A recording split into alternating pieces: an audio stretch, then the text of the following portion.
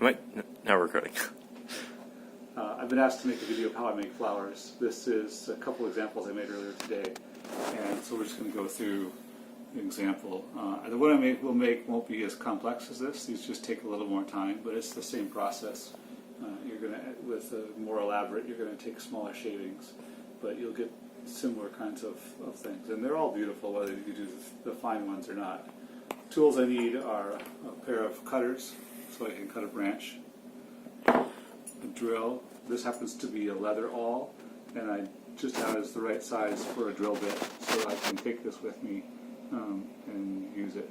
It's nothing special. You can use a hand drill of any kind you have. And this is just a simple pocket knife with a shorter blade. The longer ones are harder to use, I found, so I like the short one, and it works pretty well. So what you need is just a branch. You don't want one that's too big, but you need to have some distance between knots. If you have close places like knots that are close, then it's hard to do. And if you have the diameter too small, then you can't get the drill bit in. So you need to have something that's got a little bit of diameter on it and it's got some space between knots. You can still use knotted pieces of wood, but they're a lot harder to do. So I'm just going to cut off a straight piece, and this is going to be the body of the flower. And you take the drill and you drill a hole right in the end.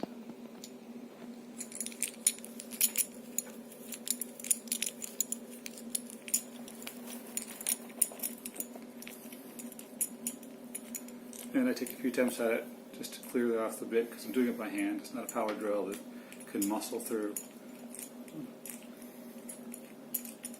But it is nice and handy that I can take it with me anywhere I want. Some woods are easier to do this with. The pith, the core of the wood, is really, really soft, and you can almost just punch it through. Other woods are harder and more substantial.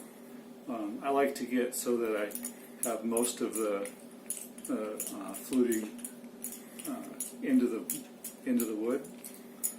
If I get 3/4, which is about here, that's usually far enough. Sometimes I'll go farther, but if I go less than that, then the last step will not work as well.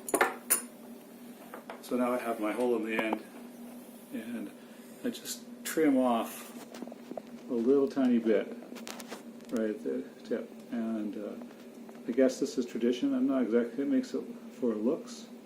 I learned to do this from a YouTube video. Couldn't even begin to tell you which one it was that taught me the first time. But you just make a little bevel all the way around, and then you move back. The farther up you go, the longer your petals are going to be, but the harder it's going to be, and that's a mistake. You have to reposition up and down the branch. To do one that's simple, the way you want to get started is to do something in the 3 centimeters or so in length, 4 centimeters, and just put a little tiny cut in. You don't want to go thin on the first petals. You want to have it just enough so that it's got some strength, and then you bend it back. You don't want to go all the way. If you go all the way, then it breaks and it falls off. But if it's too thin, then it gets in the way, and you have trouble with the next couple petals. And so we just keep turning the flower around, or the stick around to make the flower, and repeating the process. Kids can do this, but they have trouble with the strength required. So if you're going to teach 8, 9, 10, 11-year-old kids to do this, then they need to have something like a dogwood that's really soft. So now we've gone all the way around one time. Some people will say to push the pieces up, but that sometimes breaks them, so I don't. One thing that's key that I didn't do so well here is you want to have it so that the petals all end up at the same spot. And so I kind of went down and around in a circle, kind of over here around this knot area. So that'll make it so the flower doesn't look quite as nice. So sometimes I might come back and extend that a little bit. You have to be a little careful that you don't bust through the end of the bark and ruin your flower as you do this. And if you're doing it real careful, then sometimes it's not just a pushing motion, but a little bit of a sliding, cutting, slicing motion makes it so you have more control.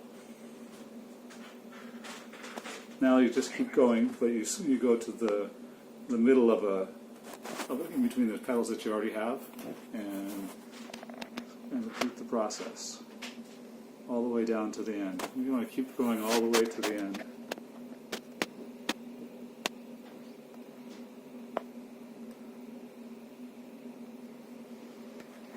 And as you do this, when you begin to have the petals show up. And you notice I take a little tiny bit of the bark off, and that gives a little bit of extra color to each of the tip of the petals. Sometimes it tears off, sometimes it works out well. That one just tore off there. But you do the best you can and try and get them to look good. Different woods are easier to work with than others, and some of them have different scents to them. So you'll start carving a flower and immediately smell the wood with some branches, and others don't seem to have much scent to them at all. Some woods like willow and dogwood have a lot of color in the bark and are fairly white once you get below the bark, and others like black alder will start out white and then oxidize in a matter of a day or so and become a rich honey brown color that really changes the look of the flower. And so this, depending on how elaborate the flower I make and how thin the petals I make, how long the petals are, this takes me anywhere from 5 to 15 minutes to make a flower.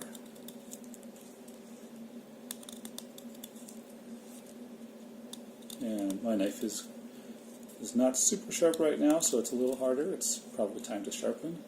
But if you find that you have a sharper knife, then it will be easier. I started out using a Sloyd knife, which is kind of a special style knife from Europe. And there we go. So we just basically took it all the way down to the point where you thinned out to nothing, and the flower pops off.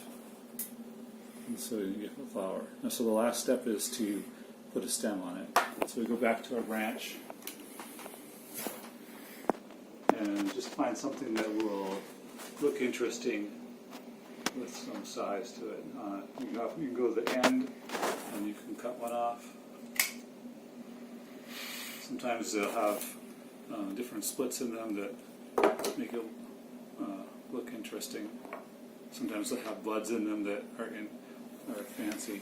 And so I'm just going to make a point so that it goes up into the flower. So you have just that little end there, and that's just going to go in the hole. Could we get a shot of that? Oh, yeah, there we are. And now it's firm, and it's going to stay there, and so your flower is all done. Like I say, you can do different size petals. You get better. You can make more elegant petals. You can see that this one was done the same. This was done the same way. The difference is the fineness of the petals. So this one took me probably 3 or 4 minutes longer to make, but the petals are much finer.